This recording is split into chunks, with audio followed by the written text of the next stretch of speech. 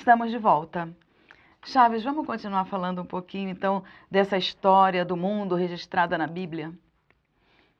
Pois é, o mundo foi criado, vamos dizer, em estado de potencialidade e com muitas alegorias, porque é uma tradição no Oriente Médio de, eu diria, abusar das alegorias. E a Bíblia foi escrita ali. Há até um literato, um crítico literato da região ali, ele disse assim: o habitante da região do Oriente Médio, ele abusa tanto dos símbolos, das alegorias, que quando ele quer dizer que o teto do templo é branco como leite, ele já fala, o teto do templo é de leite. E temos que entender que não é leite mesmo, mas é que é branco, né? Tem a brancura do leite. Então, a Bíblia recebeu essa influência dos autores agiógrafos, não agiotas. Quando a gente fala agiógrafos, tem gente que confunde às vezes essas palavras, né? Então, autores sagrados, os autores da Bíblia, que os estudiosos chamam de autores agiógrafos, em grego, né? Essa palavra é de origem grega. Aliás, é portuguesa, mas de origem grega. Mas então, eles abusam muito dessas alegorias. E o próprio Jesus também, no Novo Testamento, usa muito essas alegorias. E a gente não pode, então, interpretar a Bíblia ao pé da letra. Sim. São Paulo, ele fala, né? Em Gálatas, ele diz assim, não vos prendais à letra, porque a letra mata. Ele diz assim, a letra mata.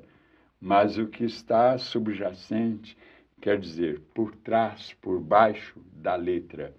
Agora, um dos erros mais graves do cristianismo e que causou uma confusão muito grande, muitas divisões, milhares de igrejas hoje cristãs, por causa do abuso tanto da interpretação literal como da interpretação alegórica. Porque, às vezes, a interpretação deve ser literal mesmo. E, outras vezes, ela tem que ser alegórica.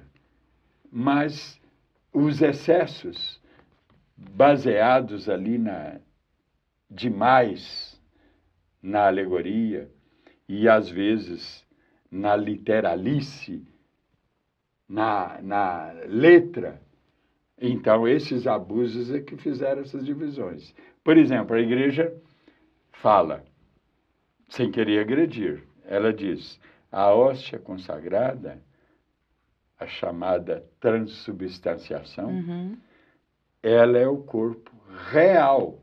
A questão toda está nessa palavra, real. E vem os protestantes e dizem, é o corpo de Jesus simbólico. Aí está a divisão. Ou seja, consubstanciação. Consubstanciação é a interpretação simbólica, protestante e evangélica. E a transubstanciação é a interpretação literal, real, da Igreja Católica. Eu respeito as duas, claro. Mas, ao meu ver, ela é mais simbólica. Lógico. Sem querer fazer aqui tomar partido, né, dos protestantes, dos evangélicos. Aliás, nós espíritos, não só eu, os espíritos se interpretam, aí nesse caso, de acordo com a consubstanciação, ou seja, alegórica, e não da transubstanciação da igreja, que é real. Mas a maioria dos católicos, inclusive, eles interpretam simbolicamente, estão recebendo a influência dos protestantes e dos espíritos e dos evangélicos, e falam, não, eu acredito simbólico. Real eu sei que não é, lógico, porque a gente pode examinar a hóstia consagrada. É feita ali. Ali não há prova de que há carne humana, corpo humano, sangue, ossos humanos. Isso é uma interpretação bem antiga, né? É. Então, e aí nesse início todo, né, partindo-se do princípio que venha de semente e tal, tudo, falou-se muito de Adão e Eva, o que hoje também já tem um foco diferenciado. mas como explicar para aquelas pessoas que ainda têm, né, na cabecinha, ah, mas Adão e Eva foi que povoou o mundo, foi o início de tudo. O que você diz disso? Até o início do século XX, lá por volta de 1900, bem no princípio, a igreja ainda Interpretava interpretava assim. literalmente a história de Adão e Eva. Mas, daí para frente, ela começou a interpretar de modo figurado, alegórico.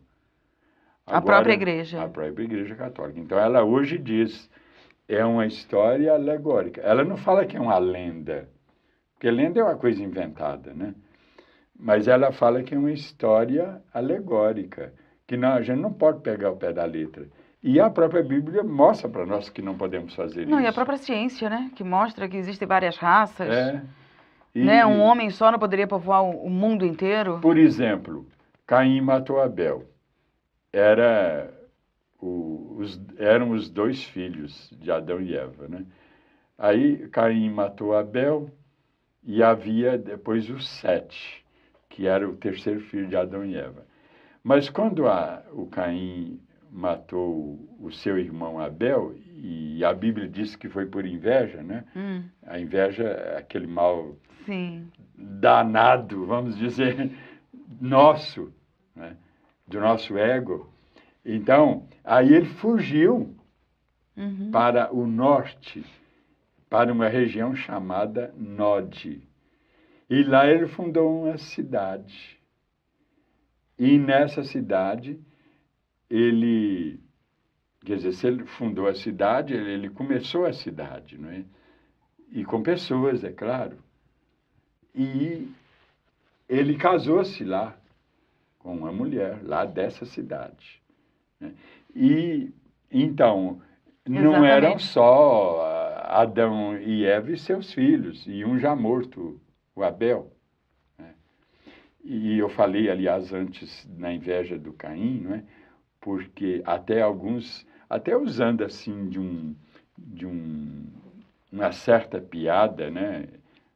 Meio de mau gosto, porque o Abel, ele era fazendeiro, olha bem, fazendeiro. Fazendeiro mexe com muito gado, né? Então não era... Chaves, a gente vai ter que continuar no próximo bloco. Nós vamos dar só um intervalo rapidamente. Você não saia daí porque a gente volta rapidinho.